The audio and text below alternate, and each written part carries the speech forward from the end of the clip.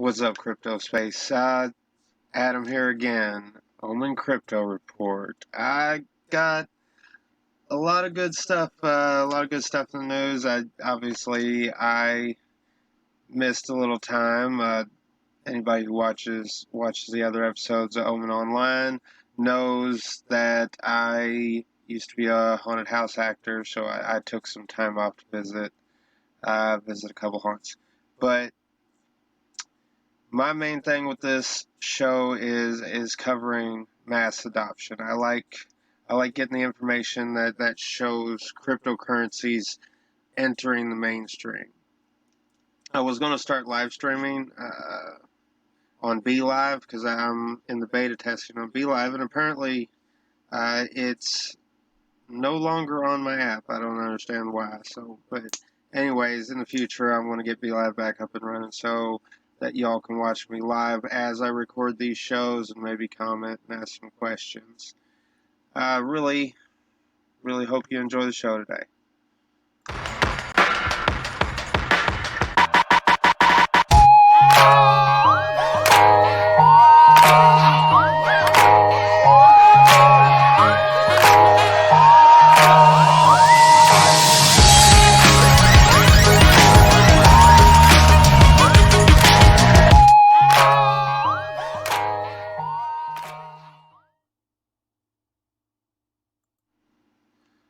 So here we are, another day on the Crypto Report. A lot of big things happening in crypto. A lot of things I see potentially working towards mass adoption.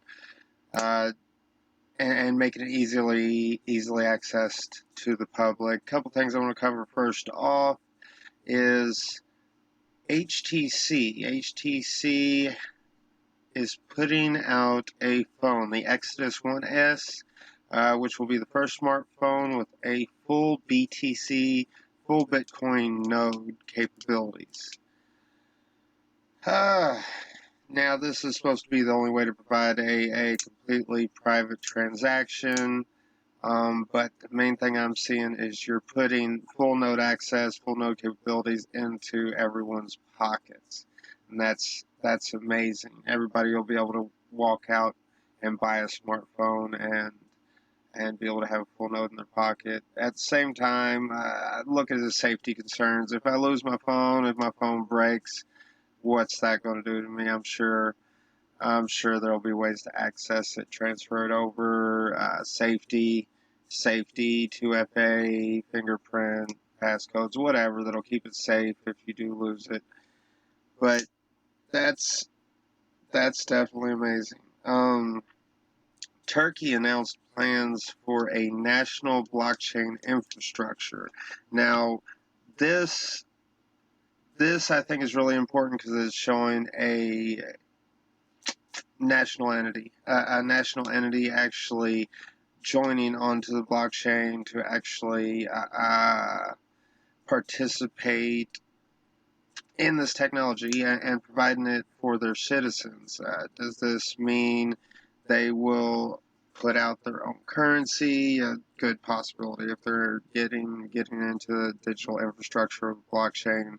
I believe they will put out their own currency. It's only a matter of time. And oh man, this is to utilize distributed ledger technology in public administration. The Ministry of Industry and Technology is also planning to work with Turkish regulators to create a regulatory sandbox for blockchain applications. Definitely interesting. Are they trying to attract the new technology industries to their country? Who knows? And Turkey has also released an economic roadmap that describes a central bank issued digital currency. Well, why didn't I just read that? Because I was just saying how it's probably going to happen. Well, they've already got a roadmap to make it happen. Now, U.S., you need to come along with this as well. I mean, it's time to accept that this is the way currency is moving. You might as well put the U.S. dollar yourself onto the blockchain. I mean, We do have currencies already that are completely backed by the US dollar. We have Tether, USD coin, um, TUSD. I mean, these are stable coins backed by the US dollar. Yeah, but if the US dollar itself falls, the US dollar itself isn't on digital space. And my camera's wanting to zoom a lot extra today. Refocus. Having fun. Alright, so like if we don't get the US dollar onto digital space, and I'm actually taking this information, I'm going to say his name wrong, Pompano. Anyway, he was just on CNBC the other day talking about how he thinks that US dollar needs to be put onto the blockchain, and the reason for it, for US currency to stay as an international backing currency. Anyway, it needs to go ahead and advance with the technology. There's so many other countries. The Chinese are digitizing their currency on the blockchain, and some of you might think we've already got digital currency with credit cards and debit cards, so it's already there, but not really. When you think about the transaction capability of the blockchain, when you think about, oh no, I get my Tron and I send it to another wallet, it takes just a couple seconds. Fees are pretty much non-existent. Credit cards, they're going to charge, whether it's on your end, they charge interest, or they charge the store end for being a part of their network. Either way it goes, one end or the other is paying. Probably a lot of times both ends, because it's all about the money. Where the blockchain, it's instant transfers with nearly non-existent fees. I mean, how could you beat that? How could you possibly beat that? So back to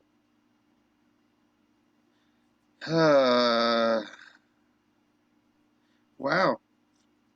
An investment app provider, Avra, is actually set to sell digital currencies, cryptocurrencies for cash at 6,000 outlets in the Philippines, including all of 7-Eleven. So you can go to 7-Eleven and just buy cryptocurrencies, buy Bitcoin.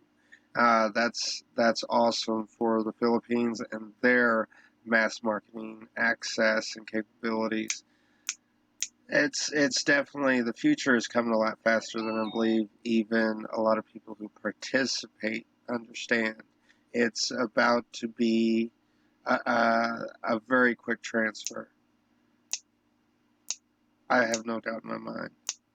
And there's going to be a lot of projects that aren't going to make it through the transfer. There's going to be a lot of projects that will come out just on a bull run, just running strong. And I don't want to speculate on which projects are going to succeed.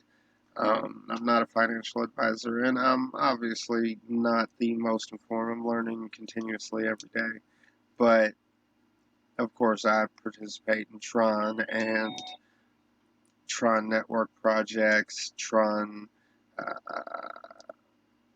course, Tron, BitTorrent, Wink. Like I said, I was about to go live on BitTorrent Live, and, of course, the little B disappeared from my app, and I'm trying to resolve that.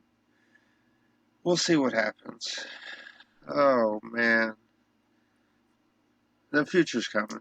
The future's coming fast, and it's going to be on the blockchain. Decentralized internet, decentralized finance. A lot of good things to come. Of course, right now I want to talk about the Brave browser. I love this. I love this with the BAT token, the Brave reward system. I can actually use the Brave Shield to stop all these pop-up ads that if I accidentally pop on the wrong site because it looks legit and it pops up an ad and tries to get me a virus or whatever, it just gets rid of that. Just completely gets rid of that. So you don't have to worry about it. You know, it's an extra level of safety. Brave, you're awesome for that. And I haven't even got to the best part. Now, you can actually turn on ads on your Brave browser, but they're Brave approved ads. You know they're going to be safe, for one. And secondly, you don't have to watch them. It just gives you the option to watch them. And every time you watch them, you earn the BAT token. Now, BAT token, what each time you watch an ad, something like 2 cents. You know, so no huge deal. But you watch them when you want to, and it pays out every month. Like I store up for all the times I'm just chilling on the internet. And I load up an ad, check it out, close it. You know, it might half the time it might be something I'm not interested in. Sometimes it is, and I check into it further just because it popped up. But I get paid for it. Now I get paid in a BAT token. I can't withdraw it from the browser at this time because it's set up for something completely different. It's set up so you can actually tip the content creators that you want to reward, you want to see more content from. You got a favorite YouTube channel, Owen Online, just saying. You got a favorite YouTube channel, you can actually tip the channel, and the registered account for the creator will receive the BAT tokens that you tip them. So it helps directly fund the content creators that you want to see. It's taken away a little bit of control. Now there's some other projects that are helping this along even further, but this has taken a little bit of control away from big corporations who try to control the media content, who try to make an extra chunk off of everybody, every average person who's trying to put their art into the public space. All right, YouTube, I mean, you got to get 1,000 subscribers and so many watch hours, and then you can add ads to your channel. Well, the up and coming person, to help them come up further, you know, you see someone you like who doesn't have the ad access, and mind you, YouTube doesn't pay a lot for that, but any little bit adds up. But you can pay them directly yourself, and they'll get, I think it's like 95% of what you send. 95% of what you send goes to the content creator. So all these up-and-coming artists, whether it be for video, music, what have you, any kind of YouTube channel, it could be a DIY channel that you really like to watch, and you want to help them finance their projects so you can see more. Hit up Brave. Turn on your Brave rewards. I turn off auto contribution myself because I want to choose who I'm contributing to, who I'm sending tips to. And it's just by watching ads. Just by watching ads once in a while. Not even watching ads. You're pulling up a web page, read the top, see if it's something that interests you. If not, move on. And the next ad might be something that interests you. And you get paid for this. And you can forward it to the content creators that you want to see. Like I said, feel free to send some tips right here. Omen Online, Crypto Report. Hey. Oh, man. I love the Brave browser. I've been on it. I do have one thing I would like to see, and I'm sure it's in the works.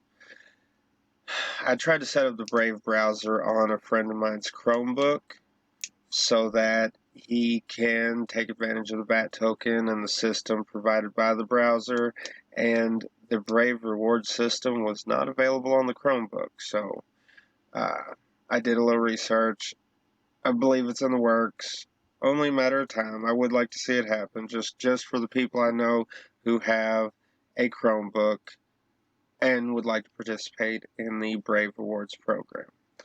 So, Brave browser, quick summary, it's got the ad shield, very nice. It's got the Brave Rewards, excellent. It's got the ability to tip the content creators you like directly. Awesome, awesome. Check it out. Check out the Brave browser. Oh, now, again, I really am trying to cover mass adoption. And I think one of the biggest things, I don't participate in EOS. I didn't like their wallet setup. I had to find another member to pay the fee for me to set up a wallet. That's kind of meh.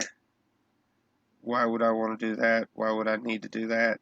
So I didn't even participate in EOS, but some big things have been happening with EOS and Block One.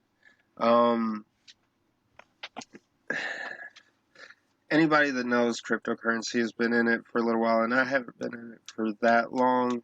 Maybe, let's see, January 2018. Yes, I got in during the peak and took a hit. It happens. But I've learned since then the hit, a lot of fresh money got turned away because of the hit. They're like, it fell that hard, you know what I'm saying? I bought in when it was peaking and I didn't sell, and it fell that hard. Well, I took it more as a reason to start learning more, a reason to look into these projects even further, because I came in on a friend's tip, honestly. But I love the technology now. While I'm still learning every day, I love the technology. Now, EOS, Block One, they had an issue with the SEC here in America with their ERC20 token. It was considered a security, and it was sold to an American investor or something like that. Anyway, they had issues with the SEC. So that was finally resolved. And the resolution, anybody who doesn't have a future outlook will be like, oh my God, it's horrible. But honestly, the resolution was for them to pay $24 million to the SEC. And they were paying a fine. All right, that's a lot of money. That's a whole lot of money. But what, they raised something like $1 billion or more, or something like that. That's crazy. So 24 million is just a drop in the bucket for them. And by moving to the EOS chain, they've gotten rid of the security title, so they're able to keep moving forward. They just paid a little fine. SEC padded their pockets, the government padded their pockets, and everything moves forward as usual. And they got rid of the securities stigma. Now this will actually, I believe, do a number of things. It's created precedents. It's created a case precedence where all these other projects that were listed in the same kind of categories, being a security, having been available to American investors who were not accredited, both are really tie them together. If you're not coming in under SEC regulations and you're considered a security, and you sell to American investors, non-accredited investors, and that simply means a couple things, like you have a net worth of $1 million or more, and or an average income of 100,000. I think if you're married, it increases it to like 150,000. I don't even remember, honestly. And I used to work with this. I used to be a cold caller for a project, and I actually had to test. I had to ask the questions to find out if they were accredited investors. So that was fun. That was actually really fun. surprisingly. You wouldn't think cold calling would be fun, but it was. Meet a lot of interesting people. Oh, so this is like the start of the SEC seeing that they'll get paid from these projects. And now they're not stopping the projects, they're just making them pay a little fine.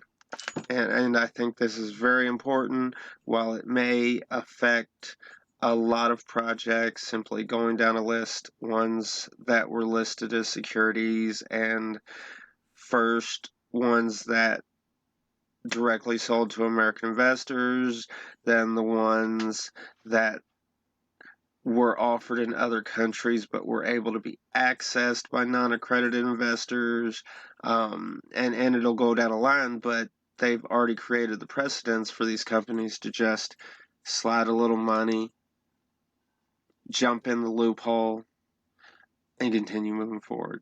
Now, this is going to work well for American investors, I believe, because they see the potential.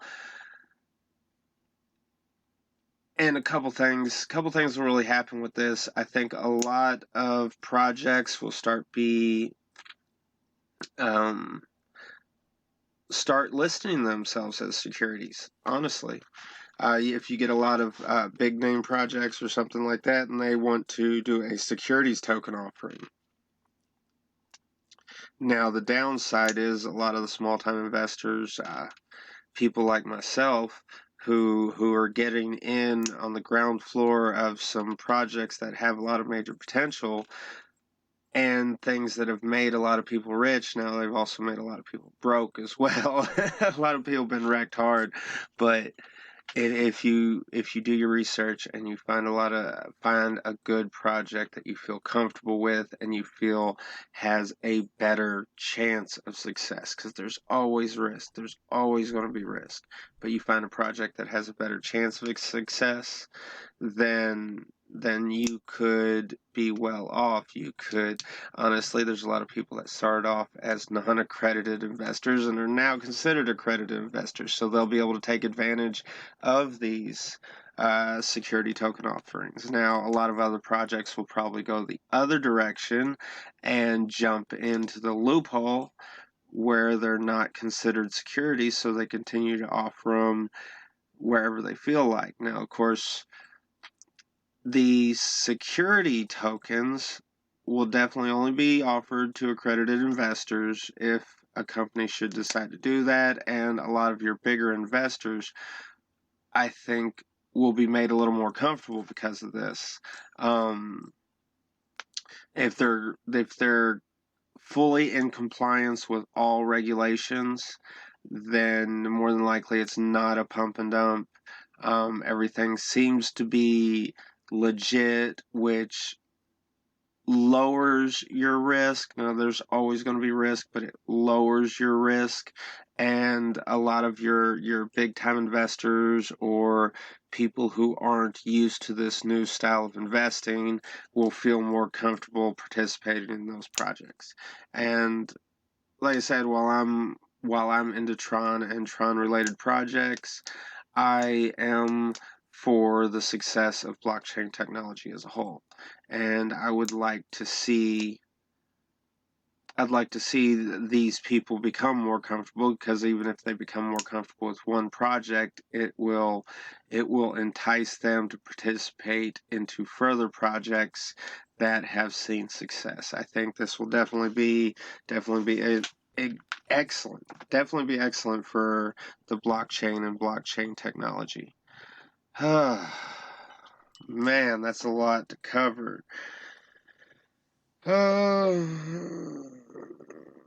So, in summary, EOS, they weren't found to have committed a crime. They were found to be in non-compliance with regulations, so they got a slap on the wrist fine. And while I wouldn't personally consider a $24 million fine a slap on the wrist myself, I don't have money like they raised. But guess what? They just got a fine, and they're still in business.